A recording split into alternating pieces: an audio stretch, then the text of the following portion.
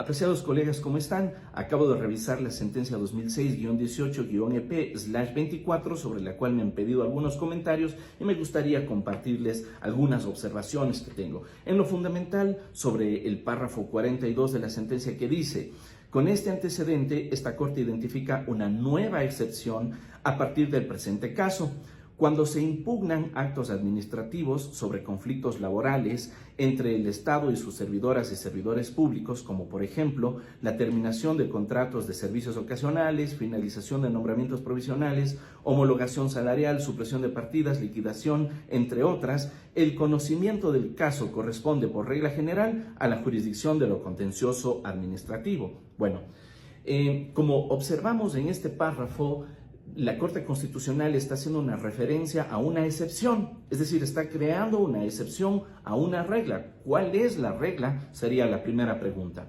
Anteriormente, la Corte Constitucional, en la sentencia 001-16-PJO-CC del año 2016, estableció que en todos los casos, en todas las acciones de protección, los jueces tienen la obligación de realizar un profundo análisis sobre la existencia o inexistencia de derechos vulnerados.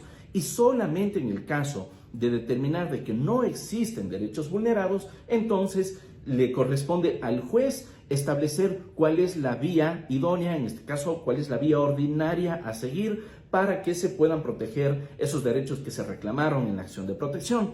Como la Corte Constitucional en este caso nos establece una excepción a esa regla, lo que nos está diciendo en el fondo la Corte es: señores, ¿saben qué? En los casos de conflictos laborales entre servidores públicos, básicamente no caben las acciones de protección, ni cabe hacer este profundo análisis, porque existe para eso la vía contencioso administrativa, y creo que esta excepción viene siendo muy problemática o sumamente problemática en razón de lo siguiente. Si es que observamos esta misma sentencia, 2006-18-EP/24, es una sentencia que dice protección laboral reforzada de mujeres embarazadas con nombramientos provisionales. En esta sentencia, la Corte Constitucional, a pesar de la excepción que acaba de agregar a la sentencia de la 001-16-PJO, establece que en este caso concreto, como la protección laboral reforzada de mujeres embarazadas con nombramientos provisionales, es procedente la acción de protección. Pero como la Corte Constitucional establece esa regla de procedencia solamente después de haber hecho lo que le manda la sentencia 001-16-PJO, es decir, hacer un profundo análisis de los derechos vulnerados en el caso concreto.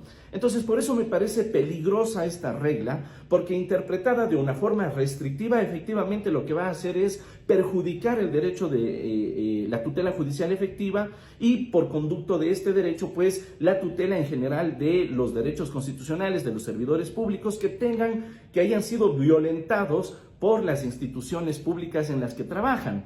Pero sobre todo me parece peligroso porque deja abierta una serie de circunstancias sin especificar la casuística que provoca esta excepción, ¿sí? Porque notemos que en el artículo 42 de esta sentencia se genera la excepción, y a línea seguida, ya en el párrafo 44, se genera la excepción a la excepción, porque lo que hace es establecer que en los casos de mujeres embarazadas que se encuentren con nombramiento provisional, tienen además la posibilidad, ellos sí, de presentar una acción de protección.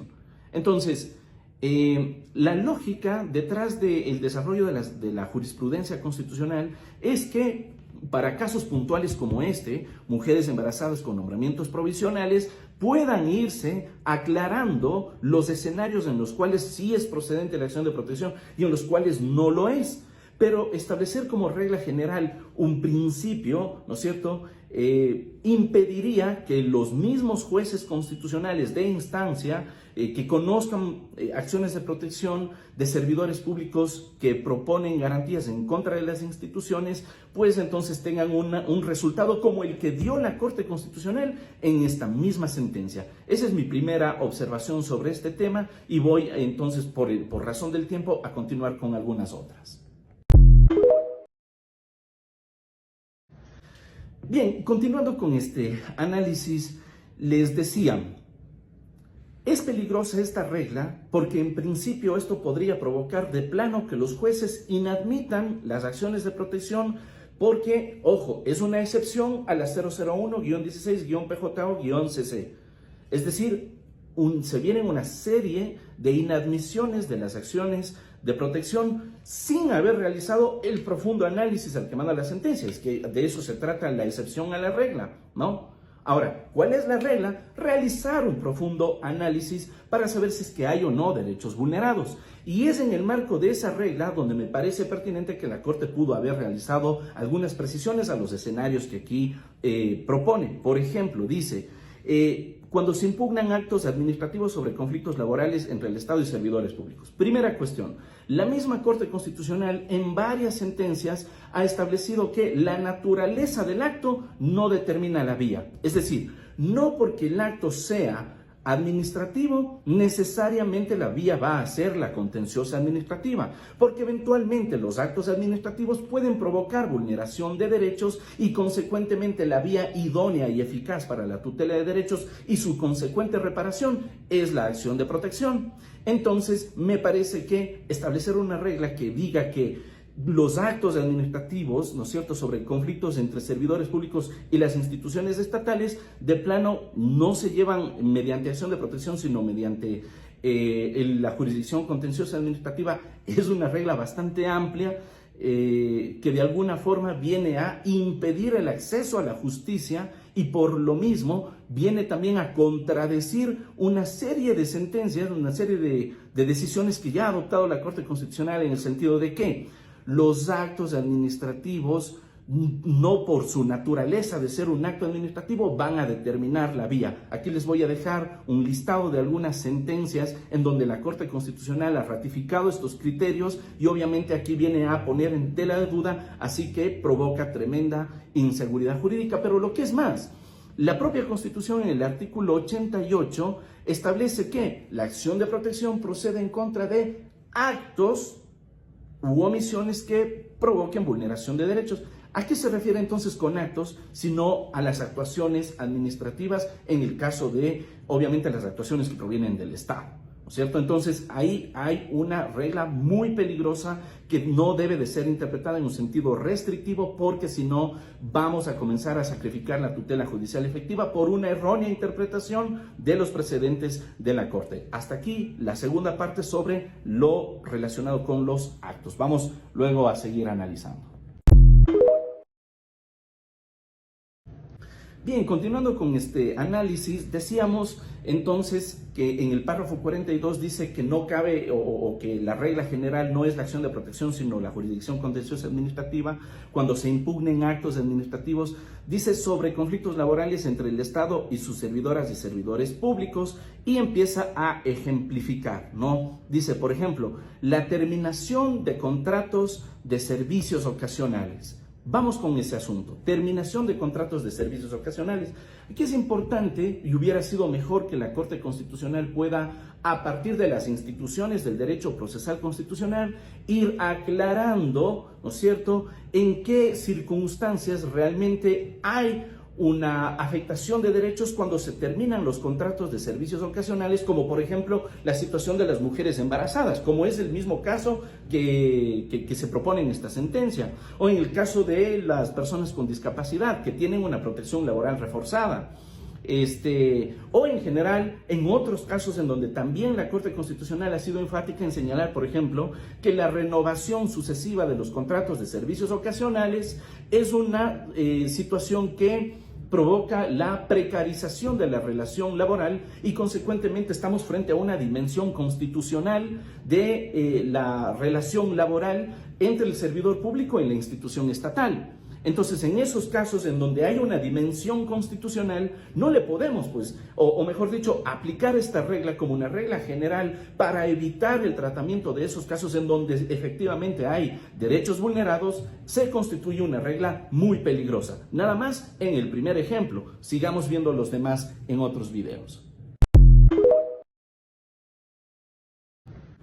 Luego dice la Corte que también es la vía idónea el contencioso administrativo para la impugnación de actos en donde exista finalización de nombramientos provisionales. Y aquí nuevamente retornamos al asunto. Si es que tratamos a esta excepción como la regla general para inadmitir o para desechar las acciones constitucionales, o como una excepción a la regla establecida en la 001-16-PJO, resulta que los jueces no van a poder realizar un análisis profundo del caso por el solo hecho de que son servidores públicos impugnando actos de la institución que les desvinculó.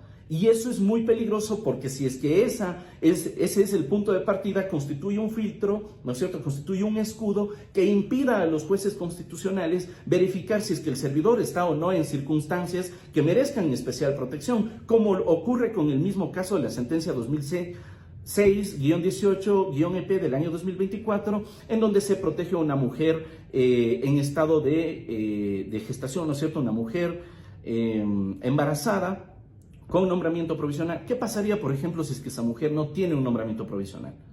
Ya de plano, esto nos haría pensar que estamos fuera de la regla y desecharía. No, si la mujer en estado de gestación igual tiene una protección, ¿no es cierto? Entonces es una regla muy peligrosa. Pero además, ¿qué sucede también con los casos en donde existen servidores que tienen nombramientos provisionales por varios años?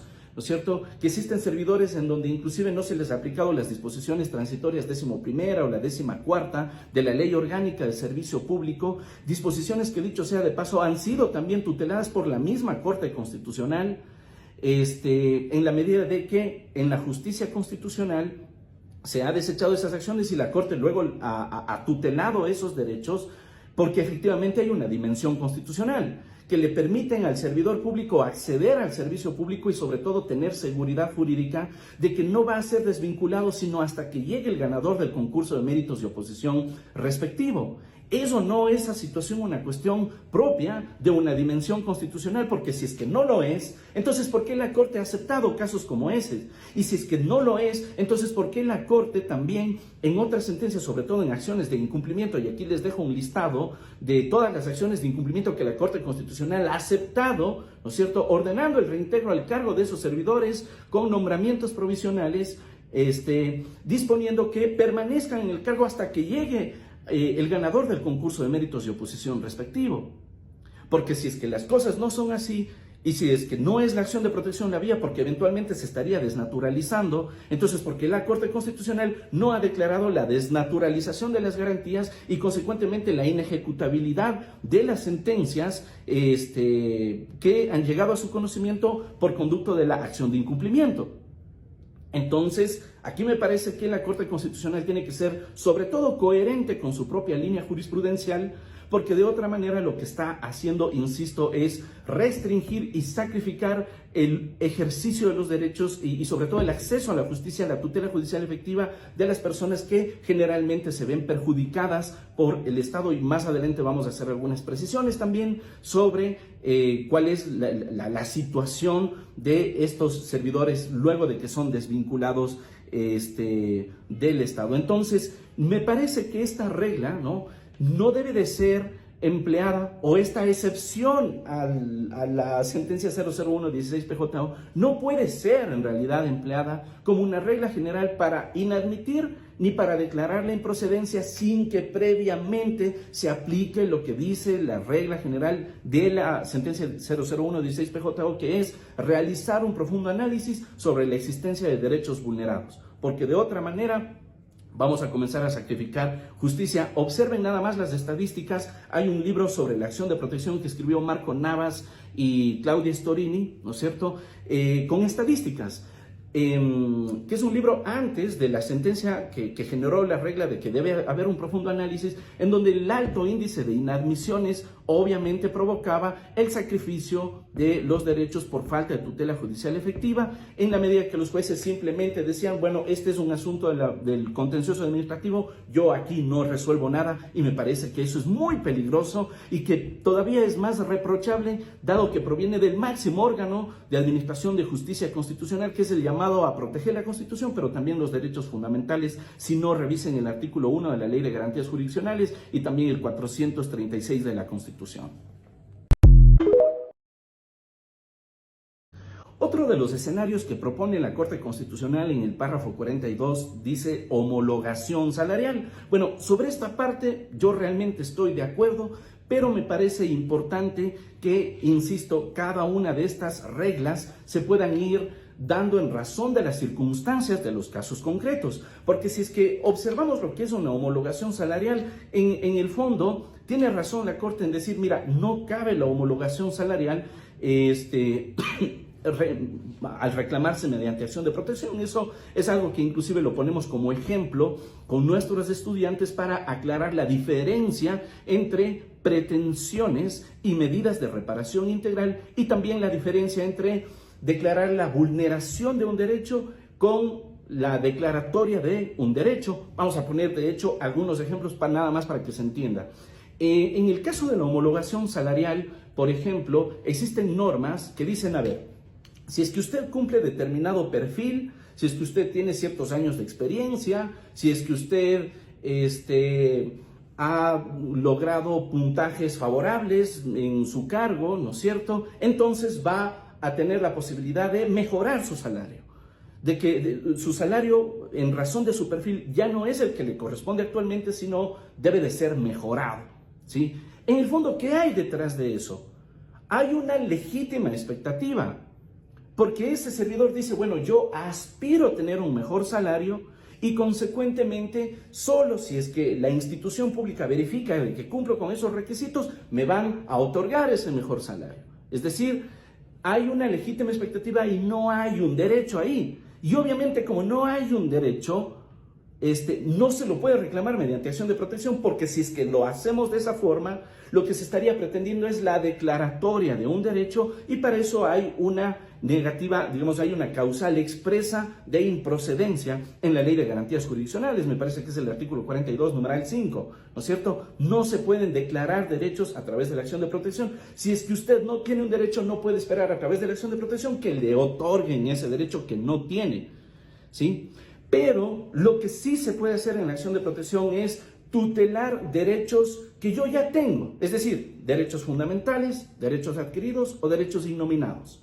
Ahora, estos escenarios pueden dar lugar a equívocos porque, por ejemplo, cuando se reclama la tutela de un derecho fundamental, como es, por ejemplo, el derecho a la igualdad salarial, ¿no?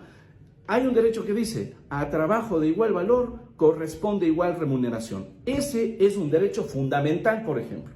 Y si es que se aplica esta regla en una forma, o se malinterpreta esta regla en una forma generalizada, podrían luego los jueces creer que la reclamación de una igual remuneración frente a un trabajo de igual valor no es un asunto de la justicia constitucional, y eso es muy peligroso. Eso es muy peligroso, y por eso es necesario que la Corte vaya aclarando estos escenarios caso por caso. Insisto, ¿por qué? ¿En dónde está la diferencia? Digamos que usted es un abogado o usted es un servidor público nivel 3, ¿sí? Ha estudiado, ha trabajado varios años, ha obtenido diplomas, títulos de posgrado, ¿no es cierto?, calificaciones excelentes en su evaluación al desempeño, así que ahora tiene un perfil de un servidor público 7, ya no es un abogado 1, ya no es un abogado 3, sino ahora es un abogado, digamos, de una categoría más alta, no sé cómo estén ahora clasificando las instituciones, ¿ya?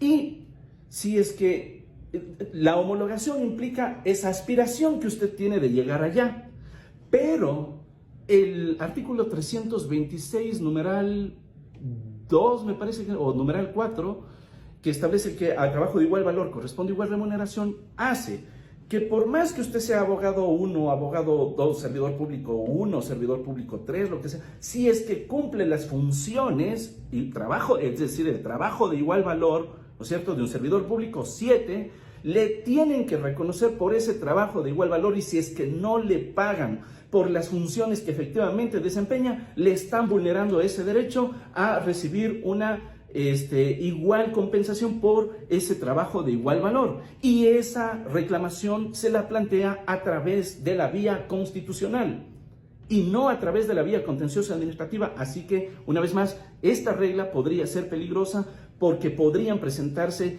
esos escenarios de equivocación. Continuamos en el siguiente. Otro escenario que nos plantea la Corte en el párrafo 42, supresión de partidas, ¿no es cierto?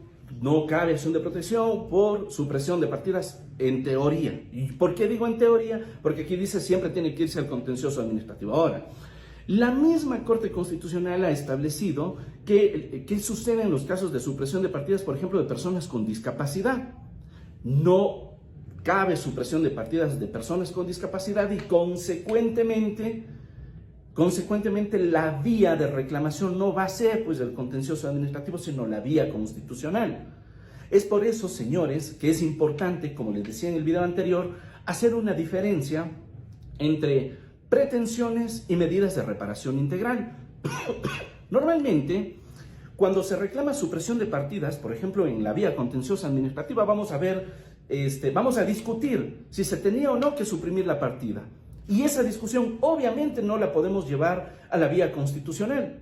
¿Sí? ¿Por qué? Porque en la vía administrativa se va a verificar, por ejemplo, el cumplimiento de requisitos establecidos en la normativa para suprimir la partida. Dígase, es un proceso de optimización, de racionalización, de depuración, no sé, del servicio público, y para eso existen determinados criterios, ¿no? Criterios que generalmente los deben de cumplir las unidades de talento humano, en donde dicen, bueno, hay aquí 5 personas para cumplir una misma función y resulta que para esta función nada más hacen falta 2. Así que debemos de suprimir las partidas de estas 3 porque están sobrando y estamos generando un gasto innecesario en el Estado.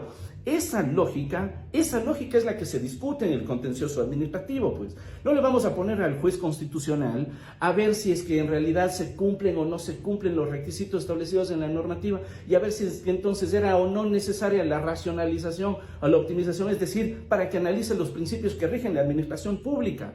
No le vamos a pedir al juez contencioso administrativo eso nunca. Y en ese sentido, pues tiene lógica que la Corte diga hay supresión, no aplica la acción de protección frente a supresión de partidas. Pero ¿qué sucede en otros casos, por ejemplo, en donde hay supresión de partidas de personas con situación de discapacidad, ¿no? Y que tengan un nivel de discapacidad, bueno, ahí inclusive la Corte puede ir estableciendo el nivel de gradación de la discapacidad, ¿no es cierto? Hay unas que son más graves que otras. Y bueno, eso le corresponde ¿a quién? A la justicia constitucional. Porque es el Estado el que está llamado a garantizar la protección de la estabilidad laboral reforzada de personas que están en estas condiciones. Y si es que lo que se hace, una vez más, es establecer una excepción que nos dice no cabe la acción de protección en estos temas, ¿cómo le llevamos al juez constitucional a realizar ese profundo análisis de los casos en donde se pueden presentar particularidades que nos permitan llevar la discusión a la dimensión constitucional, y esa dimensión necesariamente debe de ser discutida única y exclusivamente a través de las garantías jurisdiccionales, ¿no? Continuamos con otro ejemplo en el siguiente video, perdón. Luego dice también la Corte Constitucional que no cabe, por ejemplo, por reclamos por liquidación. Bueno, está muy bien, no cabe la liquidación. ¿Cómo le ponemos al juez constitucional que tiene que verificar si es que hay o no actos u omisiones que vulneran derechos a ser un juez liquidador? Oiga, ¿sabe qué? Lo que pasa es que yo por aquí, no sé, me desvincularon de la institución, ¿no es cierto? Y no me pagaron mis vacaciones, no me pagaron mis horas extras, no me pagaron, y eso le llevamos a vía constitucional. Nunca, pues.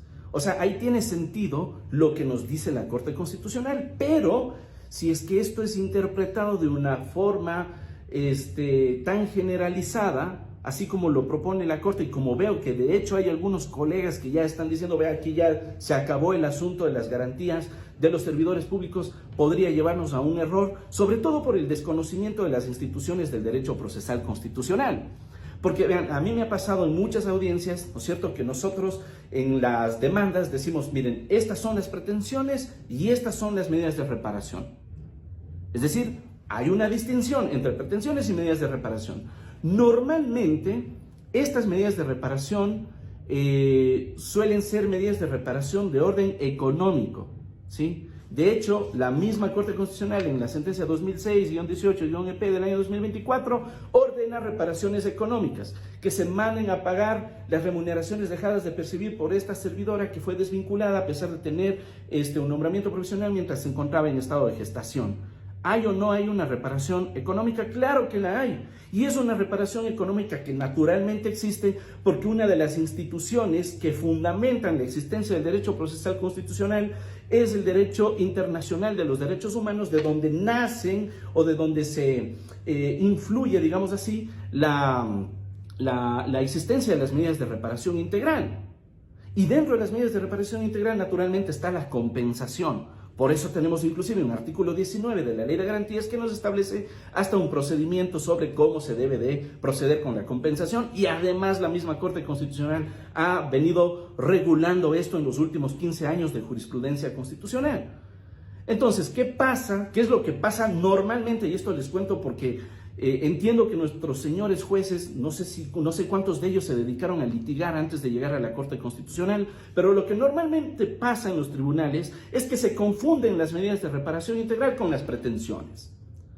Y tanto jueces como abogados confunden estas dos instituciones, ¿no es cierto? No puede haber reparación integral sin que antes te concedan las pretensiones. Si es que te conceden las pretensiones, que es la declaratoria de derechos vulnerados, entonces vienen las medidas de reparación integral. En este caso, pago de compensaciones, etc. ¿Y qué es lo que le dicen en las audiencias? No, lo que pasa es que usted tiene una pretensión económica. Usted quiere que le paguen lo que ha dejado de percibir durante todo este tiempo mientras estuvo desvinculado, y por lo tanto, inclusive es un asunto patrimonial que debe de pasar a la justicia ordinaria. Y confunden, señores, confunden pretensiones con medidas de reparación integral, llevando en muchos casos a caer en serias injusticias frente a los ciudadanos, quienes obviamente acuden a la justicia constitucional en busca de una respuesta definitiva, una respuesta sobre todo que tenga apego con la Constitución, pues, porque no es posible nada más dejar la Constitución, o sea, la cuestión constitucional no es un asunto de Disney. Sí, no es un asunto ilusorio que está por allá en abstracto, en las nubes. Es una cuestión que impacta en la vida real de las personas, ¿sí? El reclamo del reintegro a los puestos de trabajo normalmente es un reclamo que tiene una dimensión constitucional. Si no, veamos el artículo 33 de la Constitución, pues. El trabajo es un derecho y un deber, dice la Constitución. Y también es un derecho económico. Fuente de la realización personal, dice la Constitución. Oiga, realización personal, ¿acaso eso no tiene una relación con el proyecto de vida? Y base de la economía, señores, veamos cómo está nuestra economía. No es posible entonces ¿cómo abstraemos de la dimensión constitucional el derecho al trabajo? Me parece muy peligroso y por eso, insisto, la Corte, cuando quiera crear este tipo de precedentes, este tipo de reglas o de excepciones, debe de hacerlo caso por caso, como lo dice inclusive en el voto salvado de la doctora Alejandra Cárdenas, que dice, oigan, si este es un caso muy particular, ¿cómo así establecen una regla general tan amplia que puede poner en peligro la justicia constitucional, ordinarizando la justicia constitucional? Bueno, y vamos con un último tema en el siguiente video. Oigan, y para finalizar, viene el párrafo 43, ¿no? Que nos dice, lamentada excepción procede por regla general, a menos que, al igual que con los empleados de empresas públicas y privadas, el caso se refiera a asuntos que comprometan notoria o gravemente la dignidad o autonomía del servidor, como por ejemplo en casos de evidente discriminación o excepcionalísimos que requieran una respuesta urgente por las circunstancias que lo rodean. Aquí hay algunas cosas también. Miren, dice, por regla general tiene que irse usted al contencioso administrativo. ¿Sí? Bueno, esa es una regla que está en el artículo 173 de la Constitución. No hace falta limitar las garantías jurisdiccionales en la forma como parecen querer hacerlo, porque ya existe esa regla en la Constitución, ¿no? Pero lo que sí me parece grave es que la Corte Constitucional aquí agrega criterios que no están ni siquiera en el artículo 88 de la Constitución, pues, que dice, a menos que el caso se refiera a asuntos que comprometan notoria o gravemente la dignidad humana. Oigan, el artículo 88 de la Constitución dice, la acción de protección procede frente a actos u omisiones que vulneren en forma directa los derechos garantizados por la Constitución. Nada más. No dice que vulneren notoriamente o que vulneren gravemente esos derechos. De hecho, la misma Corte Constitucional ha establecido que en los casos de acciones de protección en contra del Estado no hace falta la existencia del daño grave. El daño grave es un caso, es un estándar que existe solamente en los casos de acción de protección frente a particulares y no frente al Estado. Basta con que exista una vulneración de un derecho, ¿sí?, para que proceda la acción de protección. No es que tiene que ser una vulneración grave o gravísima o leve o menos grave. No, la Constitución no lo establece. Y obviamente no lo establece porque ¿cómo establecemos cuándo una vulneración de un derecho es más grave que otra? ¿Cuándo es notoria o cuándo es invisible? No lo establece la Constitución. Y ahora resulta que por poner este tipo de criterios, mucha gente podría malinterpretar este asunto con aras de sacrificar la justicia y que prevalezca la arbitrariedad. Y esto es muy peligroso en pleno Estado constitucional de derechos y justicia. Hacer este tipo de cosas me parece muy peligroso y sobre todo más peligroso y más indignante que provenga del máximo órgano de administración de justicia constitucional. Luego dice, o gravemente la dignidad o autonomía del servidor. Señores, ¿acaso todos los derechos no son derivados de la dignidad humana? Veamos si no el artículo 84 de la Constitución, que ahí dice que todos los derechos se derivan de la dignidad. Cuando la misma Corte Constitucional, por ejemplo, habla de derechos innominados, dice, son los derechos que se derivan de la dignidad. Veamos la doctrina jurídica, ¿qué nos dice? Los derechos son derivados de la dignidad. Entonces, ¿en qué casos hay derechos que no tienen un componente relacionado con la dignidad? Pues, entonces, generan reglas que pueden provocar arbitrariedades, ¿no? Ahora lo dice en caso de evidente discriminación. La discriminación es uno de los criterios, naturalmente, es una dimensión constitucional que normalmente se lleva a discutir en las garantías jurisdiccionales. Pero ¿qué pasa, por ejemplo, si es que no hay discriminación, sino simplemente una afectación a la igualdad, ¿no? Porque no siempre que hay violación a la igualdad hay además discriminación. Puede haber una afectación a la igualdad sin discriminación. Discriminación es cuando incurre alguna de las categorías sospechosas previstas en el 11 numeral 2 para provocar un trato diferente que además le perjudica a alguien. ¿Y qué pasa, por ejemplo, si es que no hay discriminación, si es que solamente hay afectación a la igualdad?